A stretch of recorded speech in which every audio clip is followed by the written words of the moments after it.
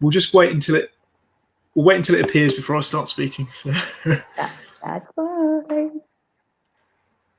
So we're just twiddling our thumbs here, just waiting for the broadcast to start. We are live.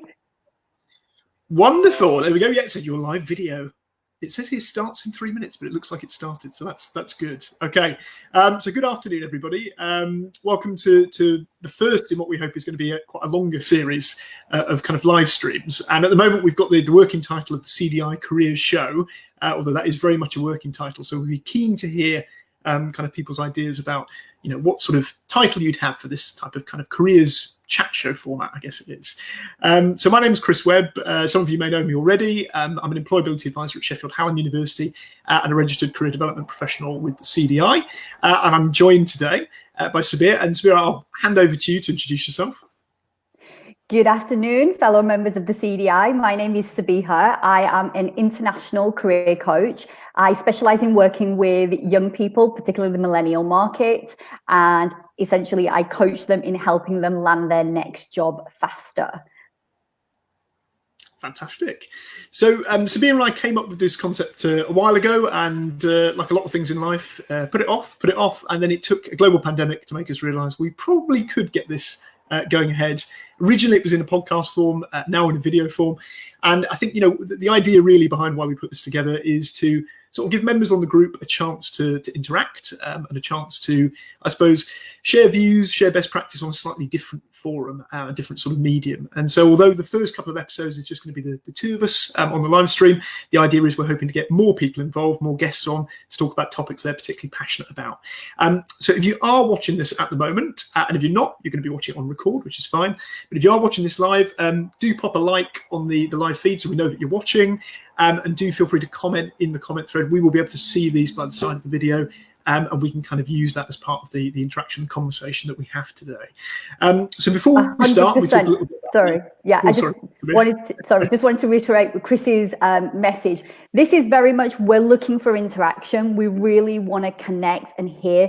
The idea behind the show is to hear your voice as a community and talk about the things that are most important to you, that are on your minds. The good, the bad, the ugly, we want to hear all of it. So yes, please do comment and share with us as we move forward during the show. Yeah, absolutely. We'll discuss in a second a little bit of what the kind of format's going to be like for the show. We're going to keep it relatively similar each time, but obviously focusing on different topics. But before we do that, I think it's always nice to start with a good news story for the week, as we do on the other podcasts that I run. So, Sabiha, any kind of good news stories, professional or personal, that you'd like to share before we kick things off? Okay, so what has been really good news story for me is I'm a member of the private practitioners group on LinkedIn. So FYI, for any private practitioners who are not yet a member, please do come and join us over on LinkedIn. Mark Rice is the man behind the idea and chairs those meetings. They happen once a fortnight. They're very laid back. We have different themes that we discuss that are prevalent and important to us. And I think my good story is that last week we had a really powerful and engaging session. What we were talking about, quite a difficult subject, race and racism in our practice. And we're going to be continuing that theme. But it was really great to hear from my fellow coaches and practitioners, their journeys, their experiences, and what they are doing to have more inclusive coaching practices. So that's my feel-good story for this week. That's great, fantastic. Thanks, Sabiha. So for me, I think it's a little bit more localised. There's a publication in Sheffield called Now Then, which is quite well known around the city, and they print a lot of stories, a lot of stuff focused on kind of careers side, on education, also on business, local arts and culture.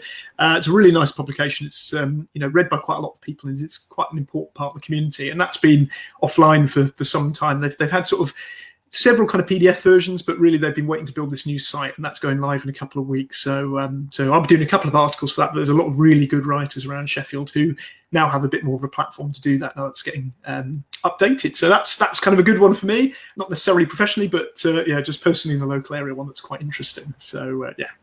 That's amazing, Chris. And here's the thing. For anyone else who's got a feel-good story, something good, and it could be something as simple as, you were working with a client, and as a result of that intervention, as a result of the help and assistance that you provided that young person or that client that you've worked with, they've created some transformation as a result of your intervention. We want to hear about it. So please do, in the comments below, type and let us know what your feel-good story is. Absolutely, yeah. I've just seen in the comment thread, connectivity not good for some of our members. So just do let us know if there's a problem with the video in general. If other people can see things okay, then it might just be localized internet issue. But hopefully the recording will be smooth. So even if you can't see this now, you'll be able to watch it back. And so I think, as we mentioned, really, there is going to be a wide range of topics I'm sure that all members are interested in covering. Everyone who got involved with the poll, there were loads of votes for all the different topics that were included, from careers education through to guidance, labour market information, lots and lots of different things.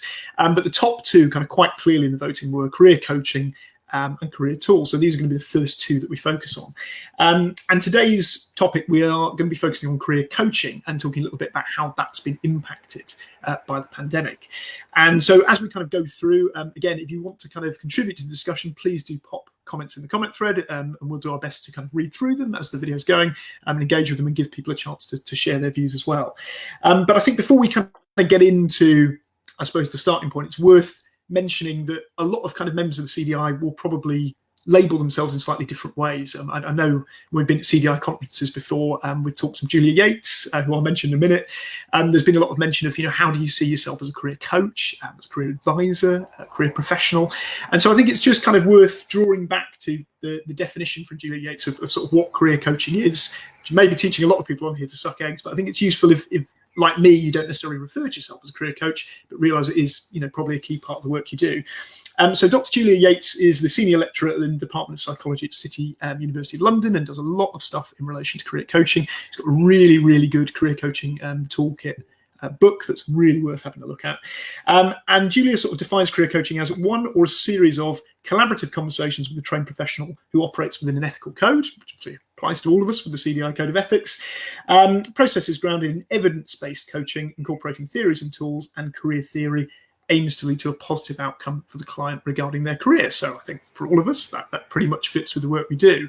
But I think for some of us, sometimes if we're not in a position where we have multiple interactions, we find it hard to kind of see that necessarily as coaching. So it's worth remembering, I think that can be a one-off intervention as well. But this is perhaps some of the things we'll talk about today. So kind of, I guess, moving on to our main discussion point, and this is where, if you've got any views on this, please do put them in the comment thread. We're really interested to hear what you've got to say on this front. And it's how maybe COVID-19 has sort of impacted on career coaching in general. And we appreciate this will be quite different from person to person. So Sabiha, from your perspective, as an independent practitioner, how has the pandemic sort of impacted on your career coaching? So for me, what is the new normal for everybody was already my normal. As I mentioned at the beginning when I did my introduction, I work internationally. So I have clients in 12 different countries. Now, as much as I love traveling, and I really do, and I know right now it's not possible, it's not feasible for me to be sort of pinging on planes, to move around to all these different countries where my clients come from. So working online and working digitally has been part of my working practice now for 3 years. So this really, what it's highlighted, I think, for me, and I'm hoping perhaps maybe other coaches can resonate with this. And it's interesting because I do refer, so going back to Chris, the point that you were making earlier about how do we resonate with ourselves. For me, as a private practitioner, it was about using language and terminology that my clients understand. So calling myself a career coach is something that resonates for my clients, which is the millennial market. And so I'd be interesting to hear and see, what do other practitioners, have they, call themselves, the job titles that they've given themselves, has it been as a result of the type of clients that they are working with? Because, for me, that was definitely something that, made me decide how I was going to brand myself, because it's part of my branding.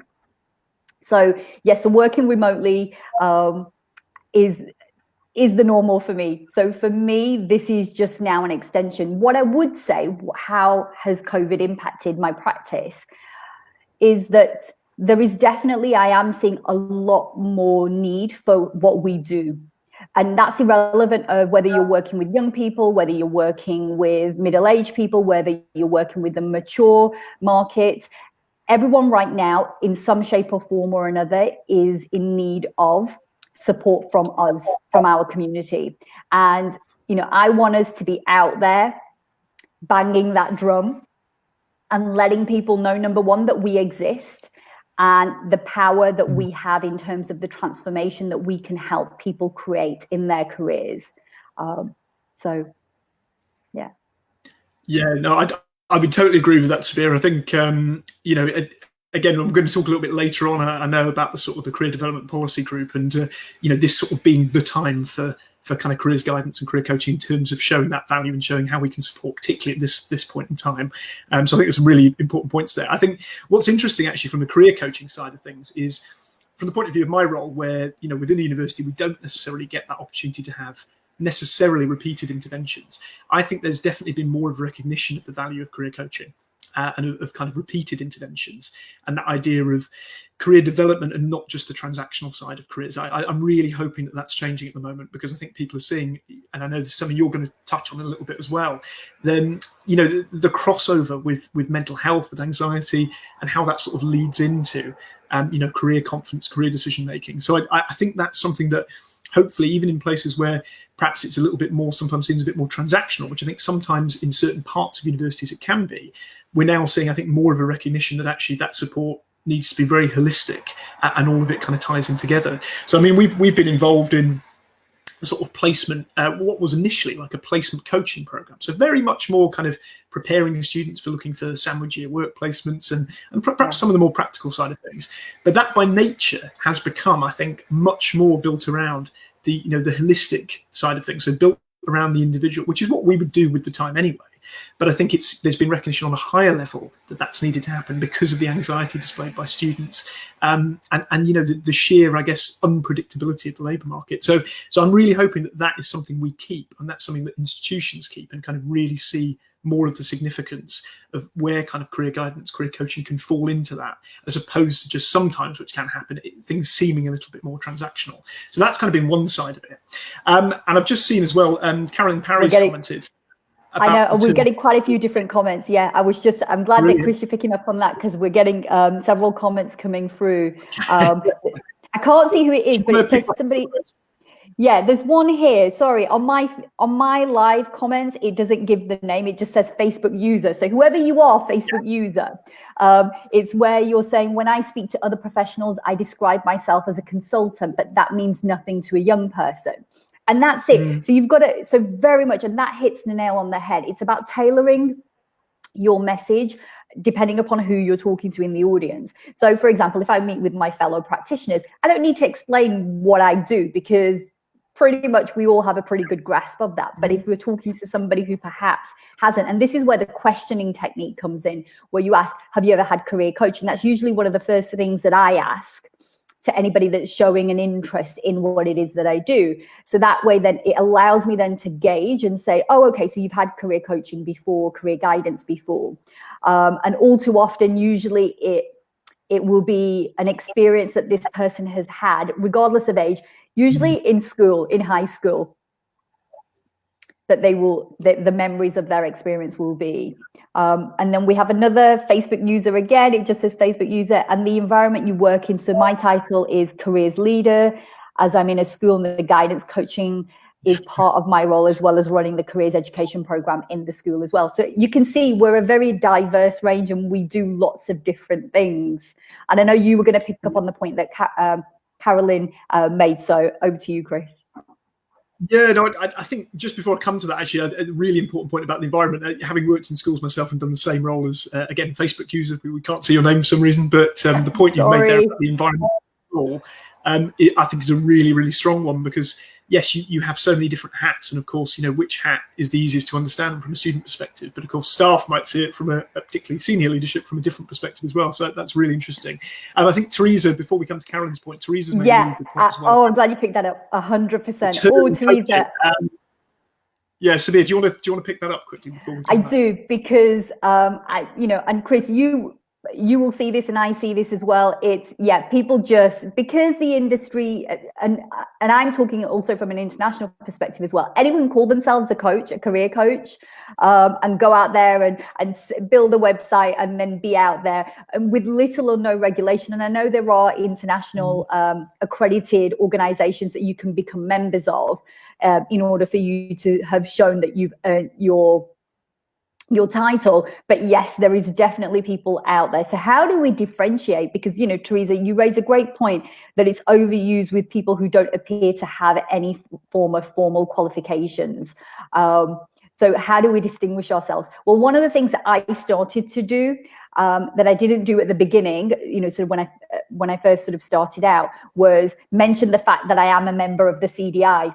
And this, you know, and it is, and even now in my email and in my correspondence, I mention the fact that I am a registered professional, so that way then, you know, whether it's colleagues, whether it's potential clients, whether it's existing clients, they can see firsthand that yes, I am a qualified and accredited, and I do adhere to a ethical standard working practice. So they know that when they're working with me, they're working with a professional and not just somebody who's gone and given themselves a title on a business card.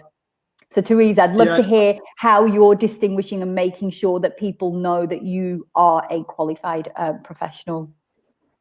I think that it's a really good point, Sabiha, and I think particularly around the code of ethics, because actually when I interviewed for the last job that I had in the secondary school, I took the code of ethics with me to my interview, and there was a question that came up that allowed me to use it. But it was also, you know, I had it on my wall, massive A3 laminated. You know, I'd used it. You're such a geek, Chris. You're such a geek. Well, I know. But I guess the bigger point with that is, luckily for that particular school, I only ever had to use it maybe 2 or 3 times. But there were points where I was being asked to do something which was not impartial, and that was there as not as a safety blanket, but you know, really, as you say, as a clear professional document to say that is something that I cannot do within my professional field, and establishing that, as you said, that credibility that goes beyond, you know, beyond qualifications as well, also that you're part of that professional community. So I think it's a really good point.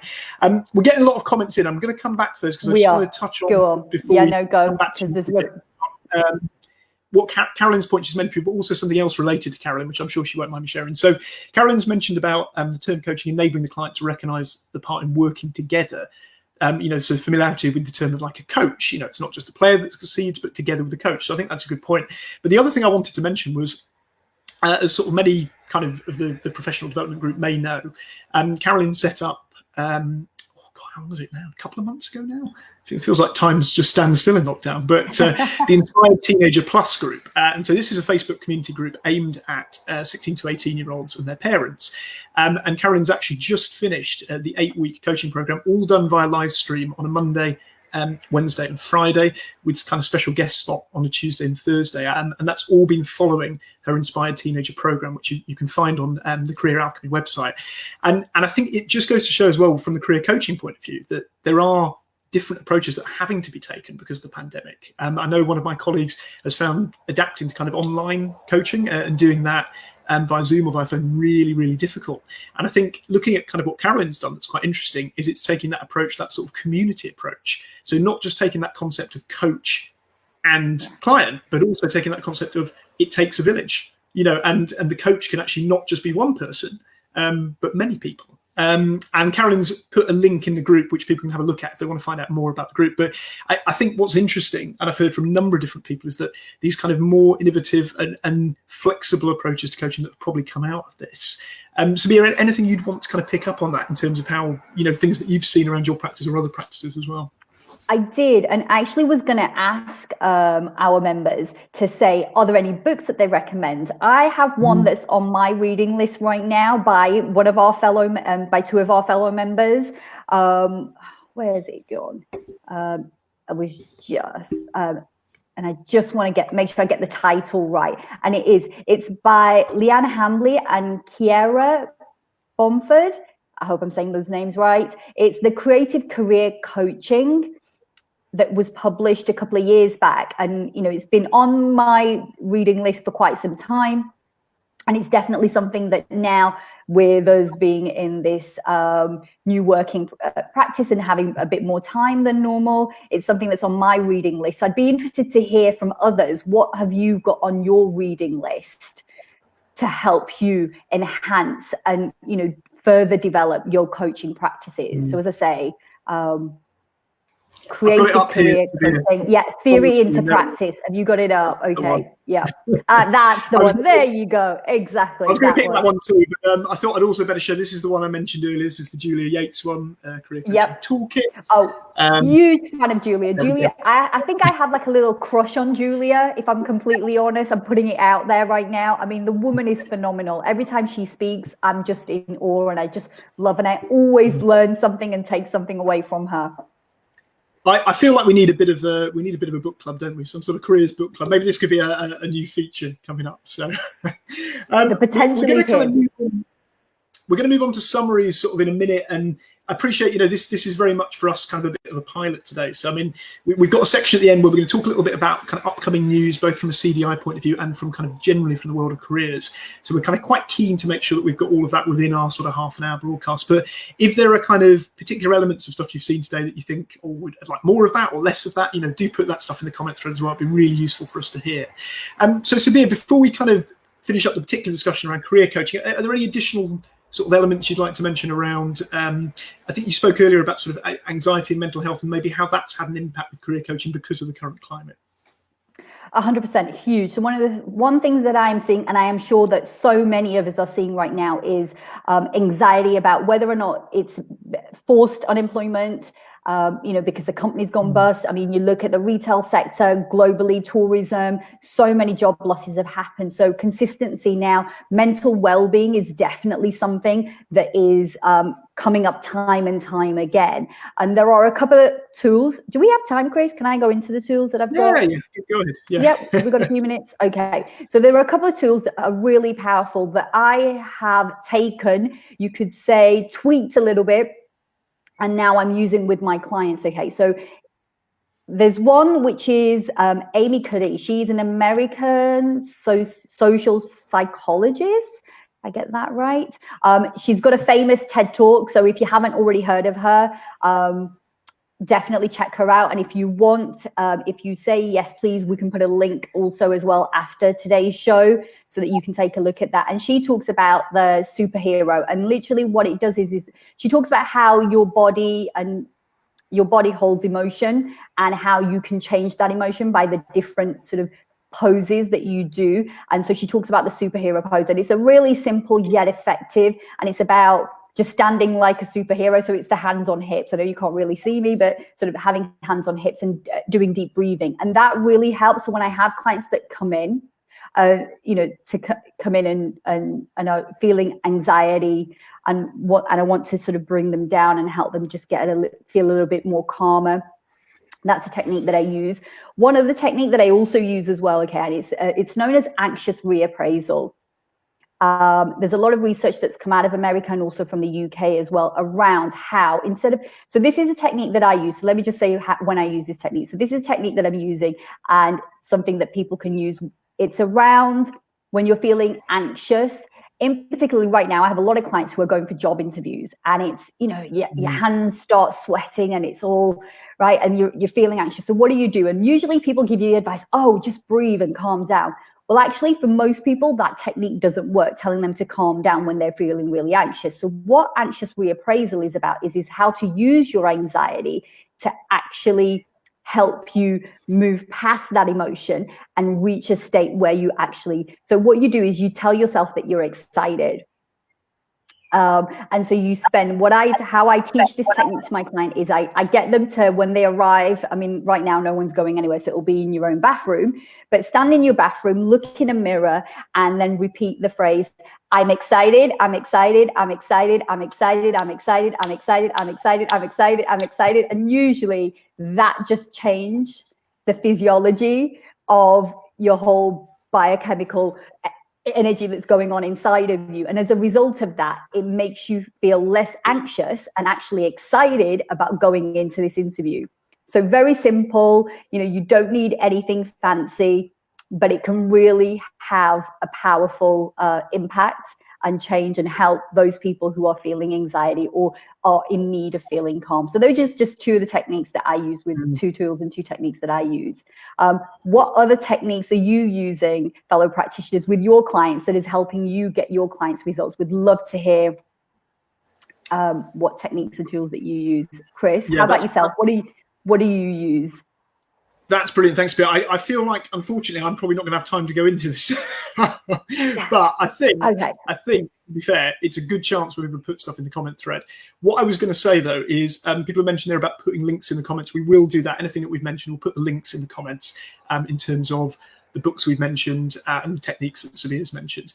So I think that before we kind of move on, we've just got a few minutes left, to kind of cover some of the key sort of updates we wanted to sort of go through. So I think, in summary, we've talked about a lot of stuff over the last 20 minutes, in relation to career coaching. And I think the clearest thing, as you've mentioned, Sabiha, is there's been a lot of adaptation from both sides, adaptation from the point of view of the clients and having to consider different approaches, and of course adaptation from the point of view of career coaches as well. And someone I can just see, Teresa's just mentioned in the thread, humour, solution-focused questions, things that we might have used already, but actually maybe even more important now, given the situations that people are going to be in. So I think one thing that we would always suggest, just off the back of these, and this is something we're going to be drawing on each time we do these shows, is just kind of going back as well to your own continuous professional development and looking at some of the resources that the CDI are putting out there. Might have seen recently that there was the email on sort of the COVID CV, so kind of how you've adapted during COVID. And there were some really good questions on there that I think link to a lot of the stuff we've talked about today. So things about how have you adapted to uncertainty? Have you found it constricting or liberating? I mentioned my colleague earlier who's finding it really, really difficult at the moment. And also, kind of what you now know about your ability to cope with change that you didn't know 3 months ago, and perhaps how you can build that into the empathy towards clients and perhaps how they've adapted as well. So there's some really, really good questions on that email from the CDI about the COVID CV that we would sort of encourage you to take away, reflect on, have a think about how your career coaching has had to adapt. And of course, also, we mentioned the CDI Code of Ethics earlier, and it's really worth thinking about, how perhaps career coaching and any form of kind of careers guidance is going to need to change based on some of the more remote side of things. And I think, it's clear it ties into things like issues of accessibility, of autonomy, your own professional competence, the accountability, to kind of stay updated and make sure that your practice kind of moves with what's happening digitally, and sort of what's happening with developments in the labour market, Sabiha mentioned as well. So a lot of stuff there to really reflect on. And as I say, if there are any reflections you want to share in the comment thread, please do.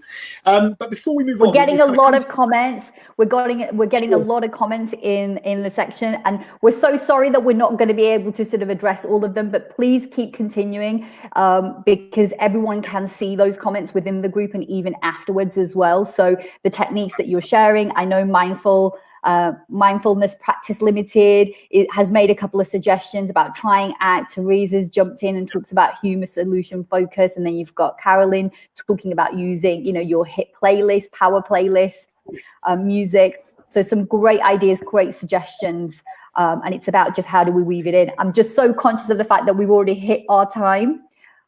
Chris, can I just do a quick? Can I do the?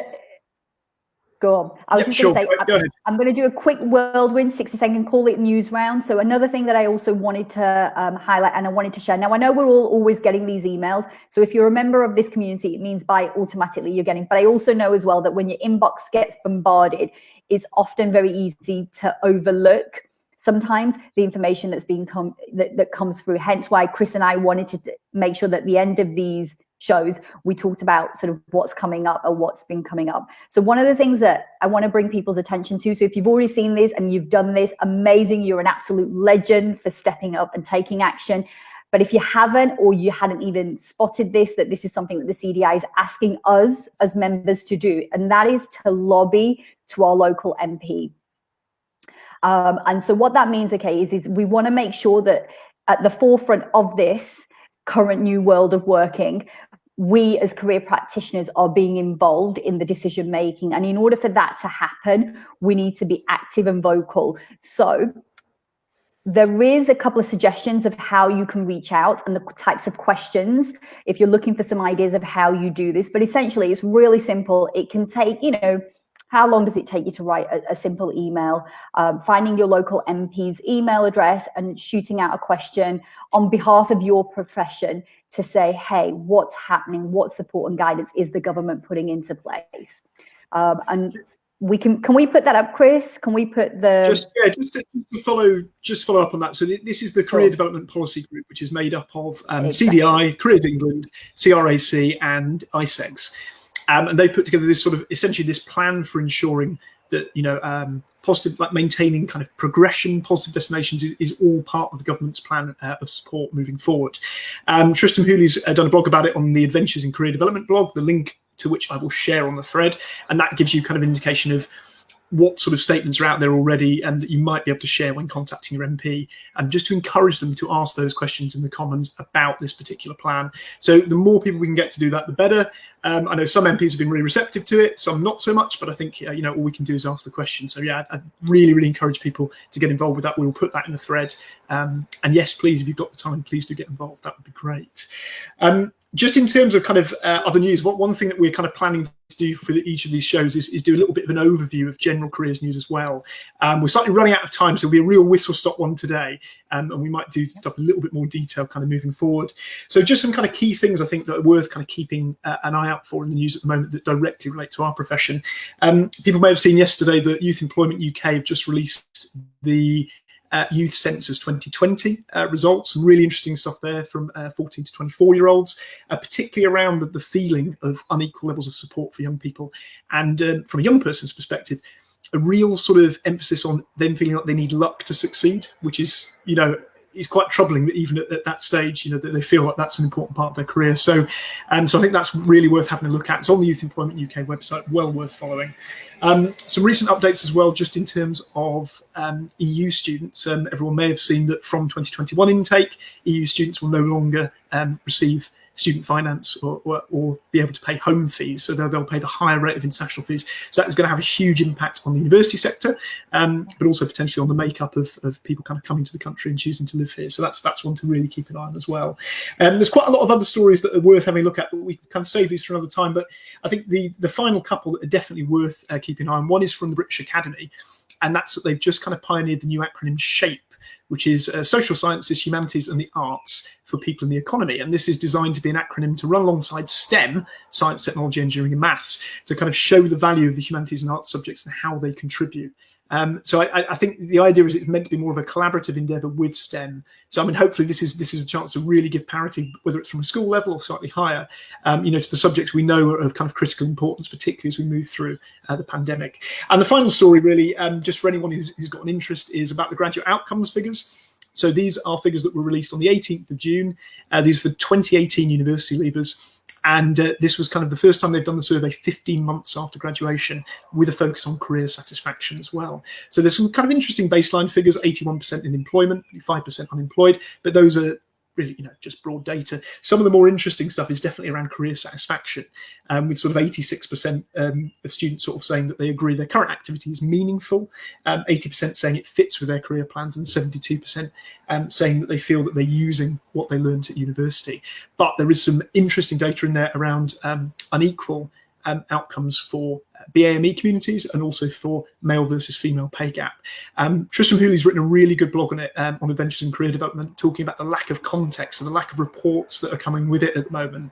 So it's really hard for us to really analyse that data without the context. But some interesting stuff in there that also does link back partly as well, I think, to a younger age, and kind of seeing about that career satisfaction and how that has an impact on outcomes. So some interesting stuff in the press at the moment, some stuff that's well worth following.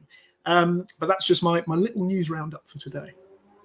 And then just one final thing, Chris, so just to sort of wrap that up. So if someone is has some free time this afternoon, there is a free webinar on the psychology of working theory in this new COVID era. So if you have some time, it's completely free to join. You go onto the CDI website just to join the link if you haven't already. And it's for 1 hour. It starts at 2:30. So if you've really enjoyed and you're loving this sort of geek out of all things careers, and you want to do a little bit of a deep dive into the theory stuff, we've got a great webinar on for you today as well. So please do, if you have time, go check that out too. Brilliant, thanks, Sabiha. And Carolyn's also mentioned on the thread as well about Career Matters always having good book reviews. So again, we've talked a bit about a few books today, but yeah, it's absolutely spot on. If you can go back through the old episodes of Career Matters on the CDI website, there's loads of really good book reviews in there, all very relevant. So thank you very much for joining us all today. We've run over a little bit, so I do apologise. But thanks for taking your time out from lunch today to kind of tune in. Our next episode is going to be in 2 weeks' time. Again, same time for now. This is kind of how we're keeping it to see what the reception is. And we'll be sending out some more communications about that in terms of future topics. But if you've got any feedback at all about the broadcast today, anything you'd like to see us include, anything you'd like to see us take away, any guests you'd really like to hear from, then do reach out to us on the comment thread or drop us a message, and we can kind of talk through those potential suggestions.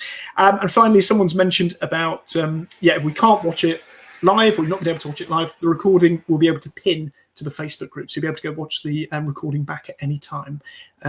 But yeah, thank you so much for joining us. Sabiha, any final points before we finish? Yeah, okay. So sorry, there was another message. It was to do with the webinar today. That will the webinar be recorded? Now I understand that yes, they do get recorded, and there is playback links, but I need to just double check if this particular one will be. So what I'll do is we'll find out for you, Facebook user. Sorry, we haven't got a name for you. We'll find out for you, and then we'll post that. But normally my understanding is that the CDI usually does record, because I know I've watched things like the hashtag Digital Bites. I couldn't watch it when it was live, and so I did the playback. So I believe that it will be. That's right. They're pretty much always on the CDI YouTube channel. So that's the recordings normally get put there. So it's a really good point. But yeah, fantastic. So thank you for joining us. Sabiha, thanks so much. Great to see you. Yeah, thank you to everybody watching. Have a lovely day, and we'll see you in a couple of weeks' time. Bye.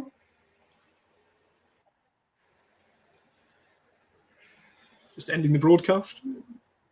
Is it going to let me?